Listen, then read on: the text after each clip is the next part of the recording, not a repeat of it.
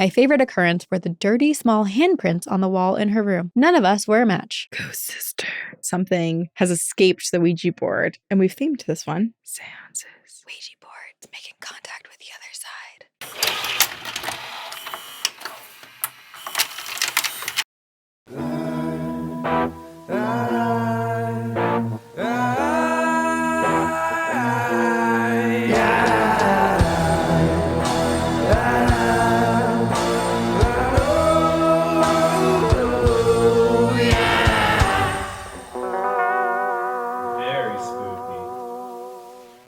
Hey. Hello. I have so many things to tell you. Really? Yeah. Well, first of all, I got us coffee this morning and I was driving through the drive-thru and I'm listening to Grady Hendrix' Witchcraft for Wayward Girls right now. Mm-hmm. And let me just play for you the segment that was playing when I went to the window to pick up our coffees. Oh, God. Keep in mind we're in... Oh, you went through... Oh, because you were drive-thru. I did drive-thru, but it's Salem, so this probably isn't that weird. But I was like, this cannot continue. I'll just... Ori glay, essay, and yea, our pay. Essay, and yea, ingdom K. Essay is yea, ein they, orphe. And it, Pig Latin! But it keeps going. I could be like, surely it's going to stop and it will be the audiobook and they'll know I'm listening to an audiobook. But it kept going. You're like, oh, I'm listening to Duolingo. I'm learning Pig Latin. And I'm literally doing a spell on all of you at Dunkin' Donuts. That is creepy. I wonder if that's ever happened. I'm sure. Wait, okay. Have you heard of the drama on TikTok? Sorry. I know that you said that you have so much to tell me. Now we need to know about the drama. Quick, side note. What's the drama? And I have no names, but I think it's going to be easy to just like search. There is someone on TikTok that has a hair salon and they have a very popular TikTok profile. And they do like really cool cuts and colors. The curse. Yes. So there's a hair salon and a hairstylist. And apparently there's like I'm like scared to talk about it. I know, me too. Not really. We have so many witches on our side. That's true. We're invincible. No, I shouldn't say that. Oh, we forgot to turn the lamp on. It's not too late. I'll do it now. Ready? 1, 2, 3. Okay, so there's someone who owns a hair salon on TikTok and they're very popular and they do really cool cuts and colors and they're very like spunky and like punk almost. Yeah. Yeah, like cool. Has cool. like a very specific style that right. people go to them for very specific haircuts. Yeah, and they seem really cool and everyone loved them. But then there was one person who made a whole thing being like, I think I got hexed. There was some weird stuff happening. Someone went in for a haircut, wasn't entirely happy with the haircut, asked to come in to get some corrections done. Which is absolutely normal and should be normalized and totally fine. There should be no problem with asking for what you asked for. Especially if you're a new client too, because like you guys are learning each other, right? Like you have new hair going different ways that they're not familiar with. You might not know exactly how to ask for what you're looking for. Like also, like from my experience, I've gone to a hairstylist and I've shown like 2 pictures and been like, I want like this type of vibe. And they're like, those are 2 completely different colors. But like to me, they look the same because I don't know the mixing concoction details. Yes. So we understand that. But someone posted about going to this hairstylist, not being entirely happy, asking to come back and get some corrections. And when they sat in the chair, all around the hair salon were really strange, like seance hexing type of artifacts. Well, the first big red flag was the salt circle around her chair. Yeah, when you look down at like the pedestal that you sit on in like the hairstylist chair, there's a perfect like thick layer of salt just around the base of it. There were like pentagrams and just different things all around the salon. And she even asked, she was like, oh, did you start decorating for Halloween? And the hairstylist looks at her and is like, no. Right. And it was also, people started looking at the videos of this hair salon, looking at how they had decorated in October. And none of this is decor that they use. Nope. So it wasn't just like taken out of storage for this. It was purposefully brought in potentially for this one specific appointment because there was not shelter in any of the other chairs. Nope. And then at one point, the hairdresser disappeared and the like normal poppy music that was playing in the salon shifted to what sounded like a spell or a hex being repeated, like a very creepy music. And then the hairdresser returned and like finished the haircut. But very coldly, apparently. Very coldly. Yeah. Which is really interesting because all this came out and immediately people did not believe the original poster who was talking about this because this was a really like beloved, respected, yeah, hairstylist. And then when people started comparing the pictures that this girl took on her phone of like all the stuff around the chair and around the salon as she was sitting there, and people were comparing it to all of the TikTok videos from inside of that salon and at that chair, they were like, oh, shit. Yeah. People be out here hexing. And don't be. Stop it. Stop it. We banish thee from hexing. Just No hexing. Be nice. Put salt on your food and over your shoulder. Oh, okay. My second story. Mm-hmm. I have wanted to tell you this since it happened, but I waited to tell you on the podcast. We have a new Bigfoot lover in my family, and she is 2 years old. Yes. Yes. I'm not even kidding. As background, there's already my favorite. Sorry. Oh, it's like you're gonna die. You're gonna demoted. Die at this. No, mommy's taking your place. She's my favorite too. It's fine. So, as some context, like a really long time ago, I can't even remember. I was going through my photos and I was with Noemi, and she loves animals. So I was looking at like safari pictures and stuff. And there was a video of a monkey. So now every time I see her, she asks for monkey video. And so I favorite. She remembers everything you show her. She remembers everything. And it truly unprompted. She'll be like, monkey? And then she'll like grab my phone and be like, monkey? So I favorited it so that I have it like easier to access rather than I have to like find it in my camera roll. So I'm going through my favorites, and there's this photo in my favorites from when you and I went to the Cryptid Museum. Oh, yeah. The Museum of Cryptozoology in Portland, Maine. And it's like you and I doing a heart around Bigfoot. And I'm scrolling through my favorites, kind of how I'm doing it right now, and trying to find the monkey video. And she stops me here. And she goes, I like him. And I go, do you know who that is? And I say, it's Bigfoot. And she goes, Bigfoot. Then it just became a thing this past weekend where she kept asking for Bigfoot. Truly, I have multiple videos of her. So I'm putting her to bed on Friday night, and she keeps asking for a monkey video. And I'm like, well, let's get in bed. And I climb into bed with her. I'm like singing a song to her, reading to her, and she keeps begging for monkey. But I take out my phone and she goes, Bigfoot. And so now she's starting to ask me for Bigfoot instead of monkey. Now you were to get all of the Bigfoot caught on camera footage. 100%. You're going to show her the Patterson Gimlet, whatever the she's heck that's the called. biggest Bigfoot enthusiast. We're literally in the car driving down to the beach for my sister's birthday, and we're all singing Pink Pony Club, or all correct. Noemi's singing Pink Pony Club because As if I couldn't be any more I, obsessed with her. Lexi and I are not allowed to sing. She goes, Bree, mama, no sing. But as I like try to film her, the second she saw my phone, she goes, Bigfoot. So I have that on camera. Bigfoot? You want to see Bigfoot? Yeah. I want to see Bigfoot. There's Bigfoot. Who's that? I want to hold it. Who is that? I want to hold it. You want to hold it? Yeah. You want to hold Bigfoot? Yeah. I'm obsessed. It's I feel amazing. like actually Noemi, and I'm like starting to wonder what else she's into, because so far two of her biggest interests, Bigfoot and Chapel Roan, are also my two biggest interests. Dang. My sister was like, have you told Corinne yet? I'm like, no, I'm waiting. I like literally have tears in my eyes. I'm Noemi so to excited. be here and to like be mic'd up in a chair and for us to go over Bigfoot footage. I know. Wouldn't that be fun? That would be fun. Oh my gosh. When she's a little bit older, we could have a Bigfoot expert. A Bigfoot expert. The youngest Bigfoot enthusiast. So Isn't it so cute? And because she remembers everything, she's always going to ask about Bigfoot. Mm-hmm. You got to get her some Bigfoot. I'm going to. Paraphernalia. I'll get her a Bigfoot stuffy. She was into aliens, ghosts, skeletons, not Bigfoot. Like, she is such a creepy kid. Yeah. Like, even that creepy bunny video where it was The like Snapchat a Halloween filter. Very and she's creepy. like, oh, bunny. Sweet bunny. I love her so much. But anyway, yeah, we have a new Bigfoot enthusiast in the family. Good. There's not enough. No, there are not. There are never enough Bigfoot believers. No.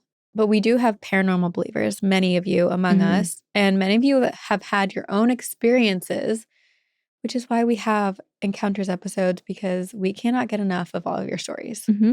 And we've themed this one. We have Seances. Ouija boards, making contact with the other and not hexing people. Okay, I'm going to go with little girls who make beds. This is from Corey. Corey says, hello, Ghostesses and Leia. I'm Corey, a Renew fan. Maybe a new. Or renewed. Renewed. Like we had Corey, then we lost Corey, and now you're back. Now we have Corey again. Because once you get sucked, you can never get out. Or they're new. Joining the pyramid scheme. You see, my coworkers seem to have more complaining to do than work. Dark-eyed kids, demons, and murder seems more positive than the moms of West Valley, Utah. So I pop my earbuds in and forget about them. Bloop, gone. See, you don't need to hex people. Just put our podcast on and tune everyone out. Bloop, gone. Bloop. Okay, so Corey said, I really want to be part of your conversation, and I have a story. This is the one for the skeptics who make fun of their partners. Names have been changed except for mine and the dog. But never changed the dog's name. My dogs never do anything wrong. then partner Jay and I bought our first home close to downtown Salt Lake City, Utah about 20 years ago. Shit, I can't believe that was 20 years ago, and that lands me back in my mid-20s, not grade school or baby status. But I digress. This was a 100-year-old Victorian that had been updated but needed a little bit of work. It was called the Lake Street House. Jay and I had been together for 2 years, and I was in love. By the way, 2 years is like 6 years in straight years. I love that. We never fought, and we were very happy. Both of us had good jobs, and we were really ready for this next step. And it's important to note that we were happy and never fought. If you're reading this, remember it and remind yourself of it in paragraph 1007. I love how this is written. I know, me too. Bloop, gone. We were living in a 2-bedroom apartment, and my biological 8-year-old daughter stayed with us often. We may have adopted a mid-sized dog too, which was against the rules, but it was time for us to move, and quick. So we started moving mid-December. Laps, the dog, and I went to the house to figure out the decorating plan, and immediately I felt funny there. I had been left alone, and I was in the upstairs love nest when suddenly Laps stood up and started barking at the wall. I didn't even know he knew how to bark. Surprise to me, this dog was shy and very timid. But it was in that moment that I knew we were not alone. Out the front door, we went to wait for Jay, and Laps kept pacing. But I'd rather stand in the cold than in that house. Trust your pets, though. But it's too late. They already bought it. Yeah. Fast forward to exploring the house, the basement. It was an unfinished shelf basement. Half of it was a mound of dirt. And as I entered, I noticed the locks were on the outside of the door, as if to lock someone in. And on the way down, there was an upside-down horseshoe. And one small light lit the entire area. I felt like this was the place that she lived. Trust my gut, girl, please. I just signed up for years of debt with another man I met in a nightclub. Down the stairs, I went with shovel in hand. And by the time I was done with the space, it would be gorgeous. I spent most of my day shoveling dirt, and I discovered cement under the scattered dirt. I moved the dirt onto the big mound. It was a lot. I brought Jay down to show him that I could wear dirt as well as I could wear body glitter. As we looked around, I noticed that there was something on top of the dirt. There was a tiny playing card with a cartoon picture of a girl on the back. This was perfectly clean, placed on top of the dirt pile. Not far from it was a little girl's bracelet with a name spelled in beads. The bracelet was dirty. What the heck? My little hair stood up when I saw the items. They did not belong to my daughter. The card was placed there recently, on top of the dirt. Jay rolled his eyes, and I stayed in the basement trying to feel who was there. It was a young girl.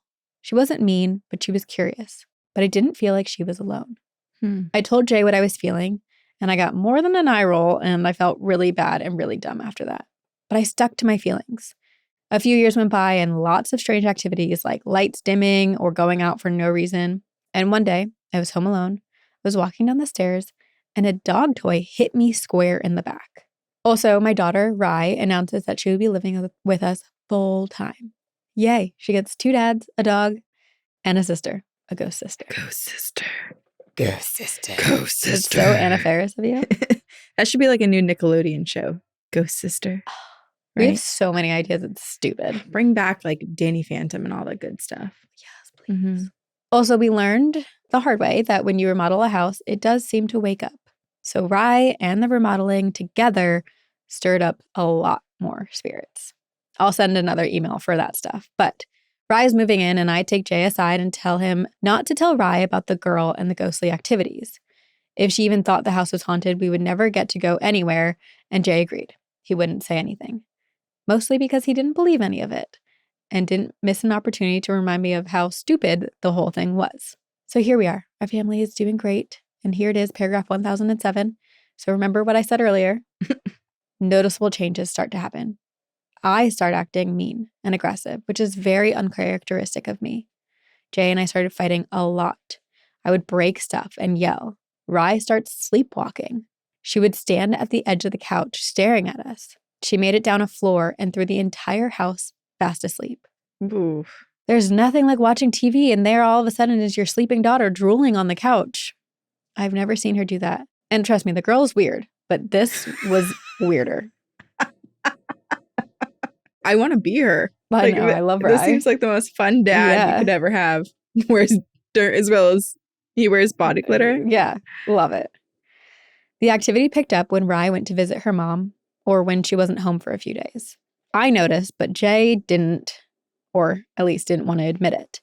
Our rooms were upstairs, and I felt like her room had activity during her absence. So, for example, I would shut her door to keep Laps, the dog, out, and minutes later I'd come back and the door was wide open. Again, you know what happens in a haunted house. I won't bore you, but the second Rye got home, it would stop. Maybe not stop, but slow down. My favorite occurrence were the dirty, small handprints on the wall in her room. None of us were a match. Years went by. And the dirt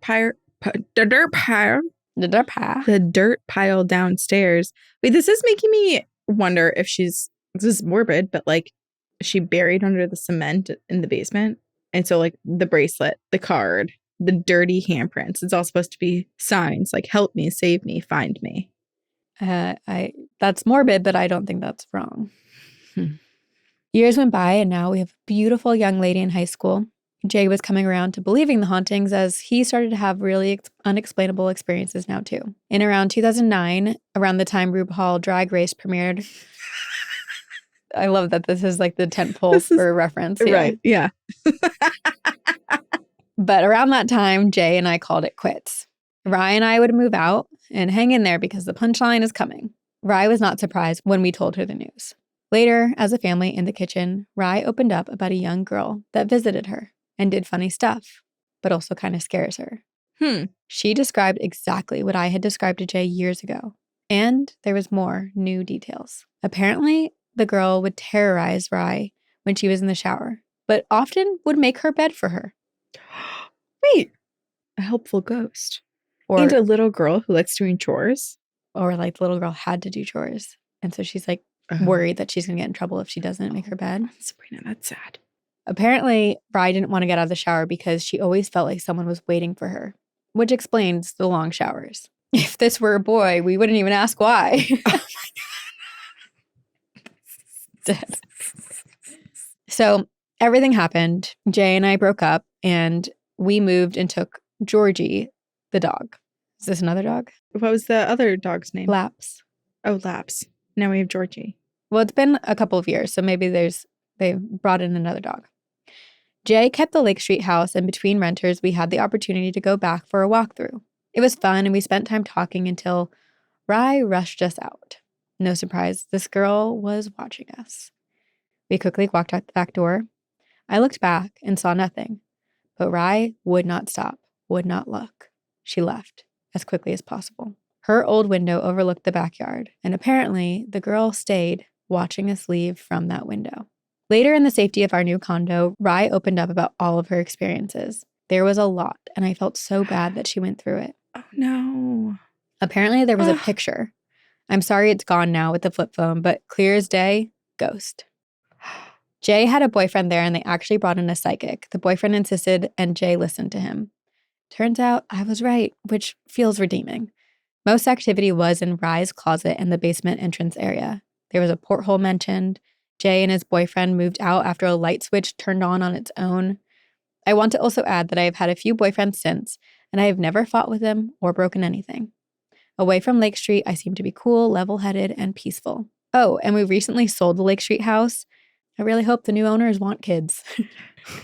Because they're getting them either way, I guess. I wish you didn't sell it or that you sold it to us. This is so sweet. I know you record late at night sometimes, so please allow me to resolve this with some updates.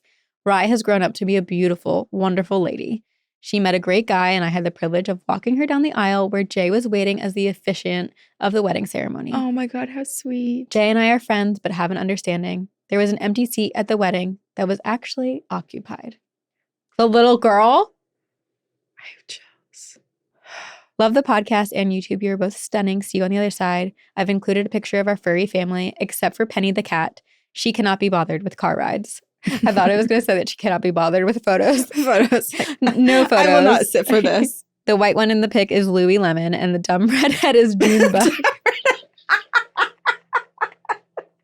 Corey, I love you. I'm obsessed with Corey.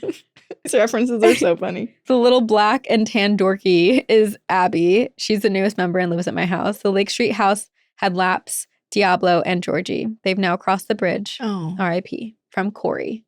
Wow. It's so, it's interesting because Corey believed right away. And I feel bad that Corey's daughter didn't feel like she could express all the things that she was going through. I know. Especially because her dad was a believer. Her dad also was experiencing things. I wonder if it just wasn't talked about openly enough where like she felt like she could bring it up. Or maybe she was just scared it was going to exacerbate things. It also sounds like Corey and Jay both agreed, like, let's not tell Rye anything because we don't want to scare her. And like maybe like when you tell a child about ghosts, like haunting a place, it might activate it more and like make them, scared. But I'm so curious what the psychic said. Yeah. I'm like, it feels unresolved. And it is weird because it was like, I don't know. At first I was like, there's just a little girl who is a little girl here and she just wants attention and she's around. But then Rye feeling like someone's watching her and waiting for her out of the shower. Jay and Corey starting to feel like they're bickering and Corey feeling like way less level-headed. Like just the energy shift. It doesn't mean that the little girl's causing this, but like, you're right. Like there's something else. Well, Corey even said that when they sat in the basement, like after finding the card and the bracelet, which I'm also curious what name was on the bracelet because it said a little girl's name, that Corey was aware of not just the little girl's presence, but something else as well. So I agree that there's for sure something dark, which I feel like the little girl is scared of. Yeah. And maybe what Rye was scared of. In the basement. I know. The dirt print handprints. Lake Street house, are you accepting visitors? And visitors as in Sabrina and Corinne. Right? I wish we could buy these places and just like have them. We've always talked about like haunted Airbnbs where like we can go and investigate, we can go and work, but then we can also open it up to our listeners every once in a while who want to go stay too. And like this would be such a great one. I do have a haunted Airbnb. Technically you do. Yeah. In Marblehead, if anyone wants to stay at it. So far, no ghosts have been seen by the two people who have stayed there. Or the two families. Oh my gosh, I haven't even told you about my haunted doll. Oh yeah. That's my other update. But I told you I have so much to tell you, which is crazy because I've been like bed rotting so much because I'm in a functional freeze. So like how has so much happened to me? I don't know. But if you're a Patreon member, I purchased a haunted doll. And if you follow us on Instagram, you have seen me post a little story about my haunted doll, Alara. Her name is Alara. So far, nothing's really happened. Really? I had like one introductory because when I brought her into the home, I had like a very like I had to sit down and I welcomed her in and we like got to know each other, or I tried to like welcome her and I used Ghost Tube and talked to her a bit, but like it seemed like she was shy or like, and I get that because if you're coming into a new place.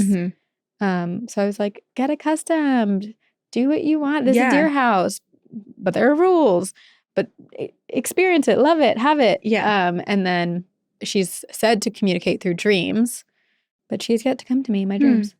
It does feel like a perfect match though, because you experience so much in your dreams. Right. So we'll see. Maybe she's just getting used to everything. Yeah. Because it is kind of a scary thing to just be like suddenly shipped off and like delivered to a new land, a new house. Right. There's a person you've never seen before, a creature you've never seen before. Right. And Leia's been totally chill. Like Leia has not reacted in any way. The coolest thing, and I told everyone on Campfire Stories, is that, so I use Daniel is the trickster spirit attached to my pendulum. So when I say I use Daniel, I mean I use my pendulum. And when I was asking questions, because I always communicate to Daniel only using the pendulum, so I don't have like other spirits come through. But when I was asking questions, if I was asking Daniel questions, the way my pendulum works, Daniel works, is he'll go back and forth for yes and then go still for no. When I was asking Daniel questions, Daniel would move left to right. But when I would ask Daniel questions about Alara, it would go back and front. Which doesn't happen with Daniel. No. And so it So would was always it him switch. or was it Alara? But I think it was Daniel answering for Alara, trying to distinguish the difference between his answers and his answering for Alara. Oh, interesting. Isn't that cool? I hope they get along. What if they fall They're in sitting love? next to each other. What if there's a romance? I think Daniel's in love with me, so. Oh, okay. Well, maybe there could be a love triangle. We could have a triangle.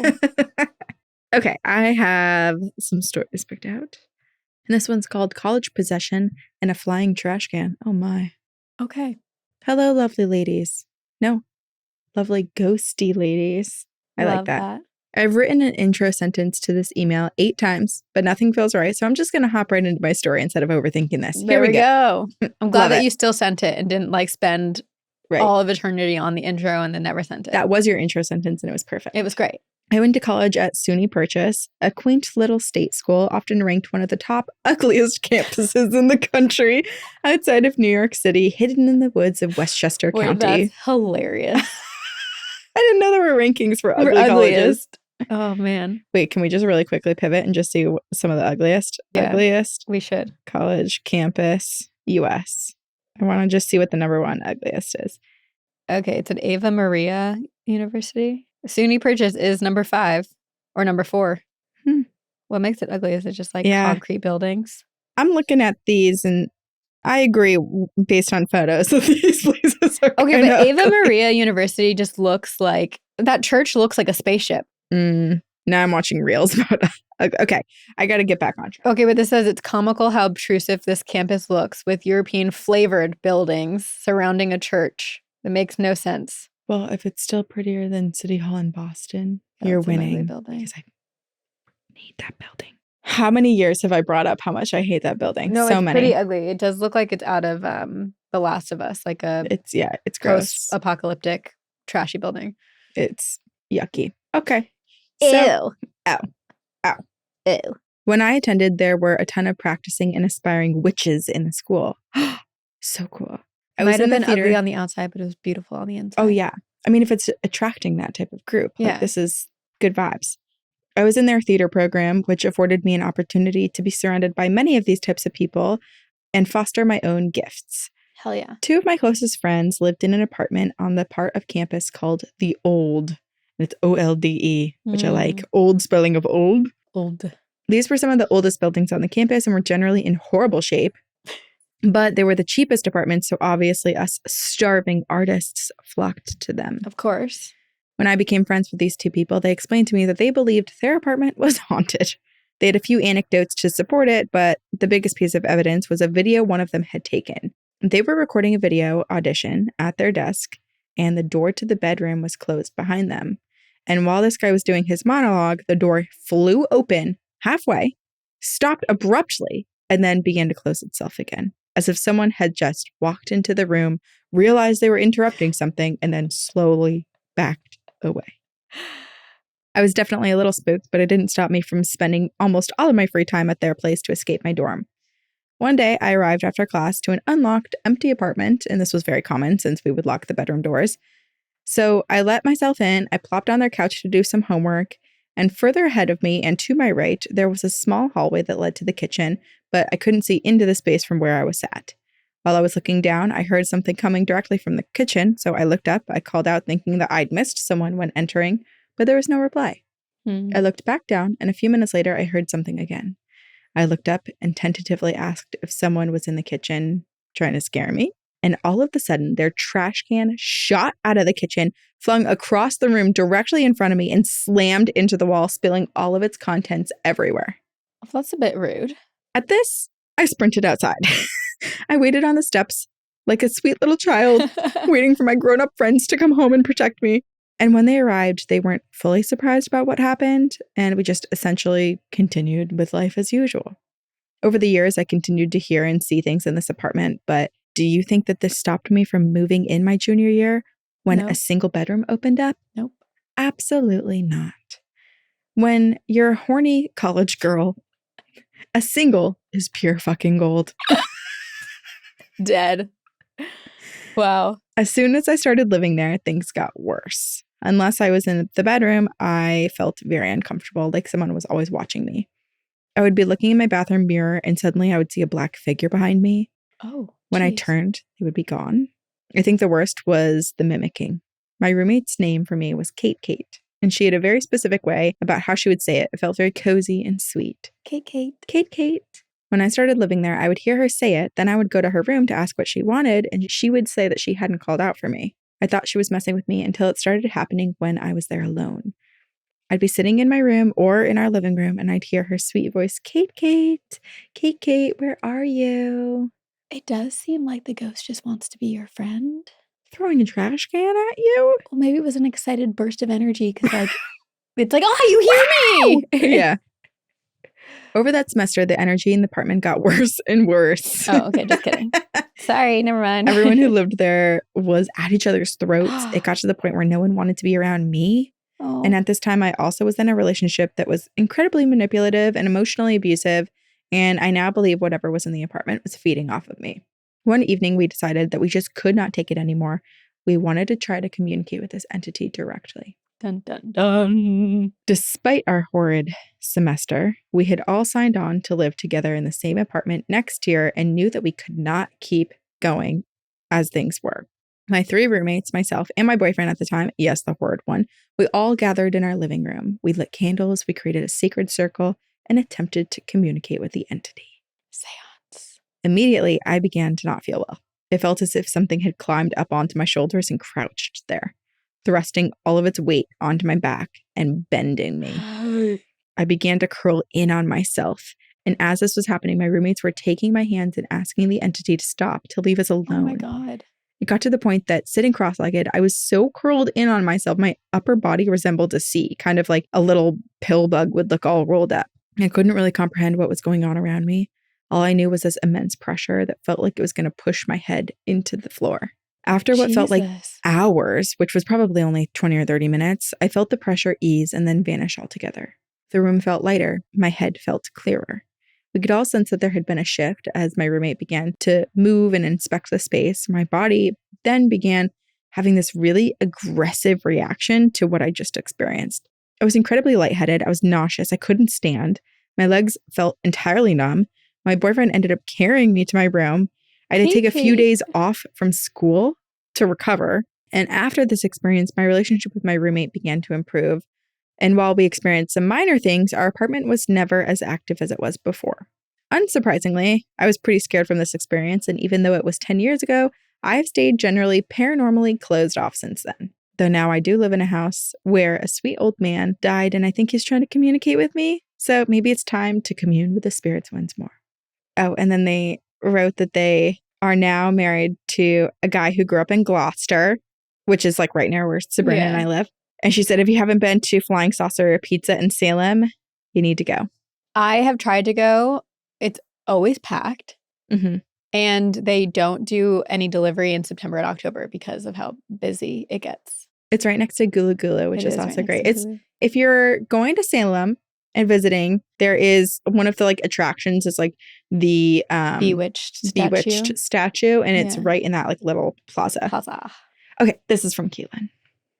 Well, Kate, girly pop. I'm like very glad that after that seance and communication with the spirit, things settled down. But I feel like there was it almost felt like, I can't believe that's how it ended. You know, like it was, it wasn't like there was a resolution to the seance. It was just like poor Kate was like attacked and convulsing basically due to the spirit. And the spirit, was like, that's all I wanted. I got my fix. Now I get to move on. I also wonder what Caitlin's roommate and boyfriend of the time had experienced, because Kate said that she was like curled into this sort of like C position and felt the heaviness and all this, and it's like taking a bunch of time. But like, what was everyone else experiencing? I know. Or were they all terrified because they saw how C's like physical body was being I think of Stranger Things and how Yeah. in like season 2 or whatever, how like Billy is like possessed essentially. And it makes me like I'm visualizing something kind of like slithering in and having ties into Caitlin. And that's why she had to take a few days off of work because it was like ripped out and it's her body like puking it back out, regurgitating it all. And it takes some time to like get all the little bits of illness and sickness out of you. Well, that reminds me of Grady Hendrix's other book, My Best Friend's Exorcism, which I read with Ash and Elena for like their morbid book club. Yeah. It is very similar. Like the possession like needed to be vomited out, basically. All right, well, on to the next story, shall we? This is from Morgan, and it is called Our Ghost Hates My Husband, and I fucked up as a kid playing with a Ouija board. Oh. I feel like the other theme of this episode is like partners who suck or like or just like don't believe or are getting attacked by ghosts. Yeah. Hey ghoulies, my name is Morgan. Please use my real name. I'm 23. I have been obsessed with the paranormal for as long as I can remember. They might be 25 now because this was sent in 2023. I was always the friend that wanted to watch horror movies and play scary games growing up. I'd literally be a paranormal investigator if I could. You can be. Yeah. Yeah. I know what they mean. Like, I wish to it be could be funded. full-time. Like, yeah. Okay. Morgan said, I have done my fair share of attempting to contact spirits, and I even went and visited St. Ignatius Hospital to do an investigation about a year and a half ago. And even though I've made myself quite vulnerable to the other side, I don't have too many experiences to share. The ones I do have, though, might be a little refreshing to check out between the terrifying stories sent in by other listeners. Although I feel like some of these are going to be terrifying. So I'm not totally sure that any of these are really podcast worthy. They are, absolutely. But feel free to pick and choose. I'll start off by talking about the ghost that has been hanging out around my current apartment who seems to hate my husband. I personally have only seen this thing once. It was early in the morning around 6 a.m. and I woke up before my alarm. I was making breakfast for my daughter, who I'll call Elle, before I took her to school. I was standing by the kitchen sink when, out of the corner of my eye, I saw a figure walk through my living room, down the hall, towards our bedrooms. It was pretty blurry, and considering I was still pretty tired, I had most of the lights off. But from what I did see, it looked like a woman in a white flowy dress. Nothing happened after that, and it was the only time I've ever seen it. Whatever or whoever this is, it is not a big fan of my husband, because he has seen it multiple times, actually pretty frequently, and there are many mornings where I'll wake up and he'll say he saw a figure in the middle of the night. One evening, we were in our bedroom. I think we were getting ready to leave the house, but he had walked out of the bedroom, and I was about to follow him out. But before I had gotten out of the room, he yelled something like, "What the fuck?" And when I came out, he told me that the half bottle of pure leaf tea that was sitting on the coffee table was literally thrown at him. I emphasize that it was half full because I guess I could come up with the sort of reasoning for it flying off the table if it were empty. But no, it had enough liquid in it for not to just fly off the table randomly. Yeah. And that was the first experience he had there. My first thought whenever there's an object on a counter flying, I'm like, ghost cat. Yes. But this feels like it's lobbed at him. Okay. Not knocked off. So something aggressive. Yeah. Or thirsty. I don't know. Another time, early in the morning, we had just woken up and he had to run to go to the store to get something. But to backtrack for a second before I get to this encounter, when I moved into this apartment, it was just my daughter and I, and the previous tenant had installed a baby lock on the front door. My daughter is 6 now, and she cannot set the lock by herself, and she still cannot open the door if the baby lock is up. But okay, back to that morning. He got up, he left to go to the store. I was still in bed, and my daughter was in her room watching TV. Neither of us had left our rooms yet. A couple of minutes go by and I hear a knock at the door. I got up to check it, looked out of the peephole, and saw my husband. And it was then that I noticed that the baby lock was up. I'll say it again. My daughter and I had not left our rooms, and you can only set the baby lock if you're inside the house. So it was very clear that this thing did not want my husband inside with us. Wow. He's super targeted. I wonder why. I feel like this woman or this spirit must have like some trauma when it comes to men. Like I think about dogs. Like I remember when my family got Ruby, my mom's dog or my family dog. She was a scared dog in general, but she was petrified of men. Yeah. Because she clearly had been abused in some way. And even now she'll like bark at men. Trust your pets. Trust your pets. Now I have 2 other notable experiences that have taken place in this apartment that I'll keep short. One of them was it was the middle of the night. All of us were asleep. My daughter was on the couch and my husband and I were in our room. We have a hall closet that's in direct view from our bedroom, which was open because Elle was sleeping on the couch. All of a sudden, both my husband and I woke up at the exact same time. I don't remember why, but maybe we heard a noise. Anyway, we both turn our heads towards the hall closet and suddenly it is pulled open. And I don't mean slowly opened. It was as if someone grabbed the handle, pulled the door very quickly, and then opened it and stopped. We were scared shitless. Also, the fact that they both woke up at the same time. Mm-hmm. Last one. My younger brother was staying the night with us and he was out on the couch and the rest of us had gone to bed. He was just laying down when the coffee table aggressively started shaking on its own. We live in Central Oregon and we don't get earthquakes here. None of us have an explanation. But the best part is he got it on video and I'll include it at the end. No way. And they did? They remembered? Yeah. Okay. Because sometimes people forget. Oftentimes people forget to include their attachments. Here, we can, since we're talking about it right now, let's.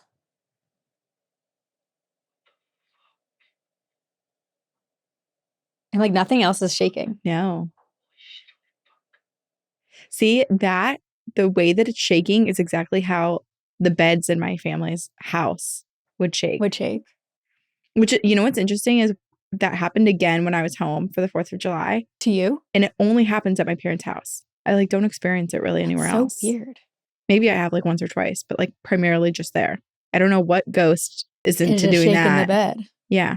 The one that wants it's to like eat your the, zucchinis. Little but like it's like that. It's not like a big rock. It's like a vibration. It's like an earthquake. It feels like that. But nothing else is moving around you. Nothing it's literally else. Just it's that's just so weird. One structure. I don't get it. It's because monsters live under the bed, obviously. Mm-hmm. Also, frequently, our daughter came into our room at night and just stood at the end of our bed waiting for us to wake up. We recently had another baby, who I'll call F, whose toys have started to go off by themselves. Okay. But now I have one more story that I want to share that takes place in my childhood home. I had 2 friends over. We were all probably 14 or 15, and I'll call them A and M. We decided we wanted to do a Ouija board. And now I'm not someone who's against them, and I even have one here in the closet at my apartment now that I'll bust out from time to time. But anyway, At the time we didn't have an actual Ouija board, so we decided we would make one. Got a couple of pieces of cardboard, which I think came from pizza boxes. We lined them up, wrote all of the letters, and gathered some candles. We only had tea lights, so I stole some of my mom's candle jars from the living room, filled them with the tea lights, surrounded the board with them, and then we started. And to our disappointment, probably because we were using a makeshift board, nothing came through. Or so we thought. Nothing spoke to us through the board, but what did happen was even scarier. We were kind of over it because nothing was coming through the board, and we were just sitting on the ground talking when all of a sudden, one of the jars with the tea lights in it shattered. And I know that fire can cause glass to break, but a tea light does not emit enough heat to shatter a glass. And these are literal jars that came out of a candle holder. They had candles lit in them all the time, and that had never happened before. At that point, we decided to end our session. I cleaned up the glass, and we went on with our night. But from that night on, for months, weird shit would happen to me and Em. We'd wake up at the same time every night in our own independent houses. We would both hear things.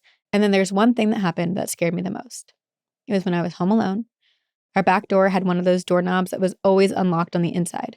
So even if it were locked, you could still open it from inside the house, but it was locked on the outside. Mm. We didn't use it often, so it always just stayed locked. One day, I was alone at the house in my room, probably talking to strangers on the internet, as you did, when all of a sudden I heard the back door creak open. And then bang, it slammed shut. I was the only one home, and the back door was on the other side of the house. It took me a while because I was terrified, but I finally got up to go check it out. The door was locked, so there was no way that someone had opened it from the outside. Whatever opened it was inside the house with me. Oh, so spooky. The call is coming from inside the house. Although I almost would rather a ghost be in the house than outside. It feels like their ability to just like walk across lands and come knocking to your house feels way more targeted than just someone that exists in your space. Right. That you're like moving around. But it's like it's so intentional and wants your attention. Yeah. After a while, the experiences kind of stopped and I forgot about it. But I do have more stories, including some experiences I had while working at a haunted beauty supply store. Yes, please. We want to hear it. Here's a video of the coffee table. And thanks for reading. You said leave our phone numbers. I don't have any reason to because I don't have any stories that need updates, but I'll leave it in case you want to be friends with a stranger from the internet. From Morgan. Dang. I mean, that's a lot of activity. The fact that Morgan and Em would wake up at the exact same time at night in their independent homes and hear noises. They're tethered somehow. The Ouija board demon. Yeah, I guess so. It's just confusing because it's like there's a lot of activity and there's a lot of like trying to grab her attention or trying to just be with her. But then it's like, again, like you said with the last two stories where it's like, what's the end result? Like, what do we get from it? And we still don't entirely have answers. We have no answers. Which I guess that's just how things are. That's the paranormal. That's also just life, you know? Yeah. You know, I guess that, like when you hear of Ouija board stories generally, that's not the worst encounter. No. But it still means that something has escaped the Ouija board, like outside of you closing and doing everything. You know, like to have that experience is a little bit scary because it's like what has been unleashed. Or positive spin, which is a plot twist coming from me. There already was a spirit or some guardian or something in Morgan's home who was like, how about we stop doing this? Because we don't know what you're going to open up. Because nothing happened on the board, right? Right. And then the candle broke or the glass jar broke, which made them stop using the board. And like, yes, Morgan and Em started having these like weird occurrences, but maybe it would have been 10 times worse had they continued to use the board. That's true. I don't know. My mind just like totally went into the movie Talk to Me, which I think is one of the best horror movies. I know, it's so good. In existence. Yeah. Okay. I have a story that's also kind of an update. So we had read on Encounters 71. Oh my God. So October 23rd, 2019. Moons ago. We had read a story from Sarah about their family who lived in upstate New York and lived in this like Dutch colonial style home and experienced a ton of hauntings. Okay. So it was all about just like the different stuff. Their father was having a lot of outbursts of anger. There was some like abusive behavior and they were just like really scared and there was a ton of activity. Okay. And we have an update. Yeah. And they had deemed it the house of unfortunate events. Oh. So there was an update sent a year later, which somehow we missed because we always ask for updates. But this was sent in 2020. So long overdue for us to read this. Hello, girls. I wanted to respond back to you with an update on my scary AF house. It's been a while since I wrote to you, and recently I started having dreams about my old house again. As stated, calling you back. It's literally Haunting of Hill House.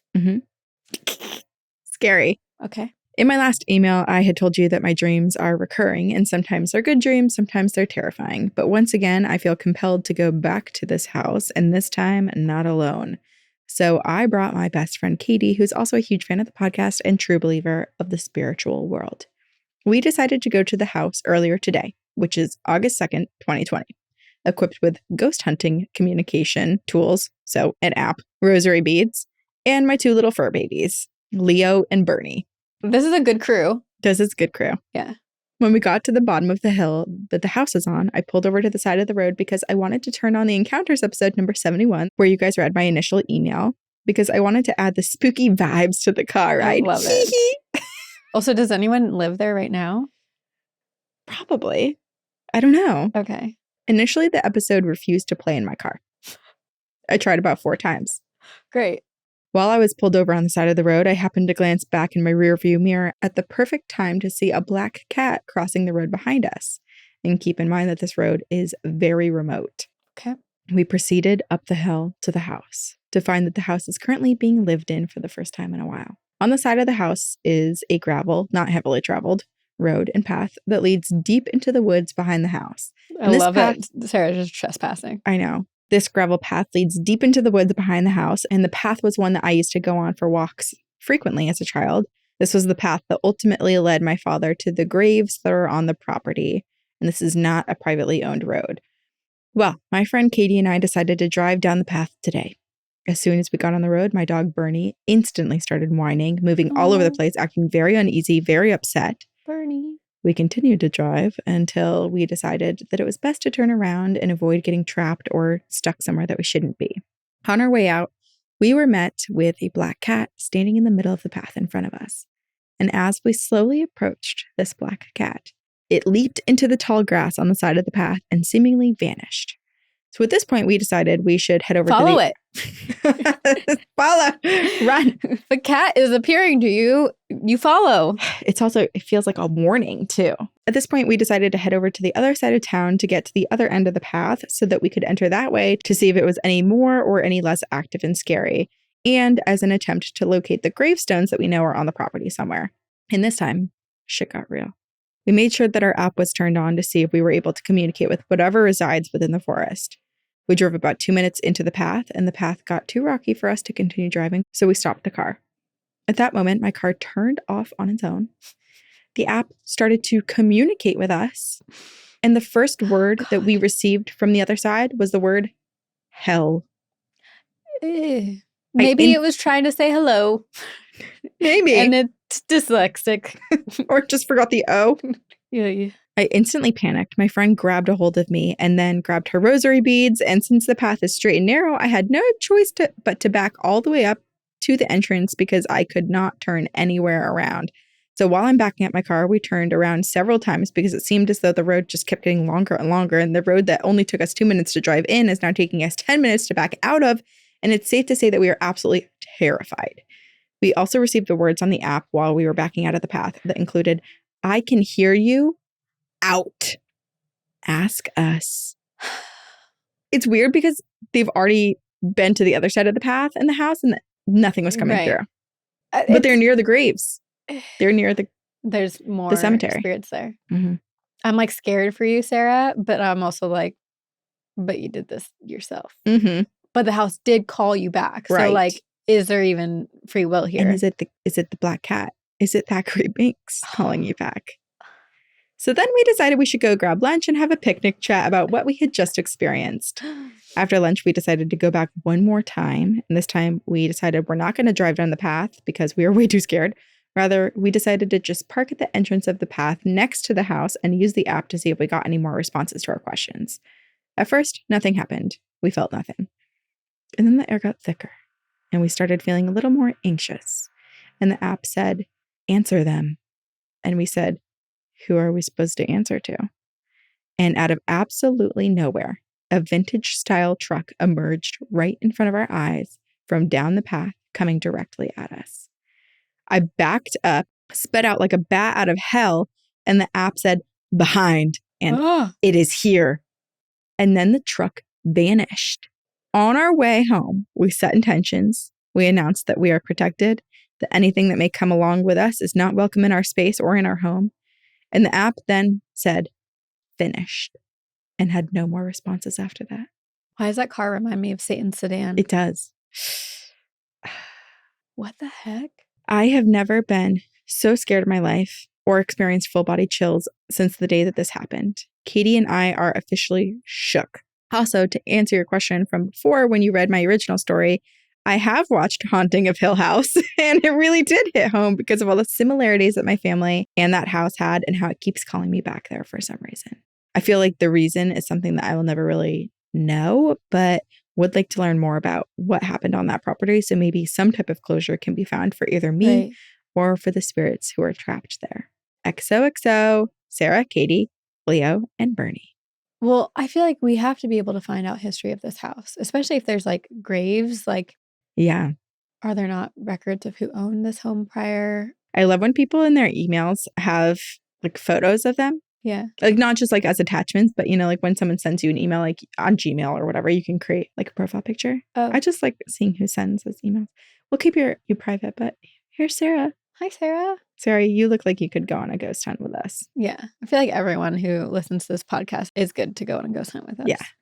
You passed our test. You listen, so you can come. You're the standards ghosts, so are really low. Actually, I've been getting like even more excited about this, and I know we've thrown it out kind of as a offhanded thing that we'll do, but I want so badly next summer to do a spooky summer camp for like a week in the woods. We are the camp counselors. How much fun would it be? I need a whistle. That's my only requirement. I want a whistle and a clipboard. Yeah. We can get both of those things for you. Yeah. And I'm never going to write anything on the clipboard. It's just you just need to have it. Yeah. But you refer to it all the time as if there's a lot written on there. There's my script. Yeah. It's a good way to avoid making eye contact in socially anxious situations. Which you always need something. Yeah. Okay. I have a story for us to end on, and it is called A Ghost Went Through My Boyfriend. Were you jealous? Well, it happened close to St. Augustine. So maybe I'm jealous. Yeah, maybe you are. But okay, this is from our listener, McKenna. Hi, ladies. Love the pod. So my boyfriend and I live in Jacksonville, Florida, which is about 40 minutes from St. Augustine. St. Augustine is the oldest city in America and is very haunted, especially the lighthouse. Shout out Andrew. Andrew, I don't know why I said it like, Which is a reference to Andrew Ranson, the pirate, in case someone's coming in who hasn't listened to, I don't know, episode 4 of Two Girls One Right. Ghost. Right. You know, a lot has changed over the years. We're not the same ghouls we once were. No, but Apparently. we will reference Yeah. and refer to Andrew Ranson, the ghost pirate of St. Augustine, Often. at least 4 times a year. I feel like our biggest references are episode 12, Dominus, Mm-hmm. Andrew Ranson, the story of the person feeling the ceiling. What else? I Who don't is know. our ghost. spirit haunting the podcast, whose name is not Sven, but a listener deemed it Right. as Sven. And then that spirit said that they were chill with that. Yeah, exactly. All right. So the lighthouse offers ghost tours every weekend. Normally, you sit in a group of 50 people and you get the cheesy stories. But however, once every few months, they offer a self-guided ghost investigation with only 25 slots. So, of course, we signed up. Let me add, I've always been into the paranormal, but I've never had a true encounter myself. My boyfriend believes in the paranormal to an extent, but truthfully said we could do this because he knew that I wanted to. Wait, where were they in St. Augustine? The lighthouse. Oh, the lighthouse. Andrew's home. Sorry, I got distracted thinking about those gluten-free rolls we had at that one restaurant. Oh, those were really They're good. so good. It was biscuit. It was a biscuit. Well, let me tell you, after this, my boyfriend is quite the believer now. When we got there, we met 2 guys who had all their own high-tech equipment and had been ghost hunting for years. They gave us some tips, told us about an app we could download on our phone that was like $5 and supposed to work like a spirit box. So my boyfriend and I end up going down some paths that lead into the woods because there's more than just the lighthouse to investigate. And I'll attach a photo of the entire grounds. It's like a map. We get down this path. We're using the spirit box app when all of a sudden it says, "Be fearful." So I immediately say, "Yes, ghost, I hear you." And I run the other way. It then says, "Ha, ha." And in that exact moment, my boyfriend's body gets covered with chills. Keep in mind, it is June in Florida, so it is extremely hot and extremely humid. I felt nothing. Anyway, we had a couple other encounters throughout this night, but that was insane. And he believes that a spirit went through him in that exact moment. Thank you, ladies, for entertaining me. Hopefully I will experience something like that in the future. P.S. I just bought some dowsing rods. I'm also attaching a picture I took of my boyfriend's arm when he got the chills from the ghost we assumed walked through him or touched him. Those are some really intense chilly willies. Chilly willies. Okay, well, I totally believe that because it seems like it was like a fun joke for the ghost. Ha ha. Yes. Just like sprinting through. Ha ha. Ha ha, got you. Huzzah! Tag, you're it. Right. He didn't run fast enough. No. Honestly, How playing fast tag, do you have to run to outrun a ghost? It's so funny. Speaking of like how we've changed over the years, I remember early days of our podcast, I was like, yeah, like I always want to be able to run like 5 miles just like to have a leg up on my competition. Like I know like I can outrun for at least 5 miles. Like that's a good amount of distance to run if like something's coming after you. I think I could run like 1 right now. No, you could run more. But you wouldn't have to because if you were with me, I'd be a lot slower. They'd catch me first. No, if we were together, I would not leave you behind. I would attack. Yeah. I actually think about this a lot. So there's a park near my sister's place that like, it's a little bit seedy where like I was there with Noe at like 10 a.m. and there was a really, really creepy guy who was drinking beer walking through the park at like 10 a.m. And he stopped and stared at us. And I truly was like, immediately ran through like all the things that I would do and like the weirdest shit I could do to try to like freak him out.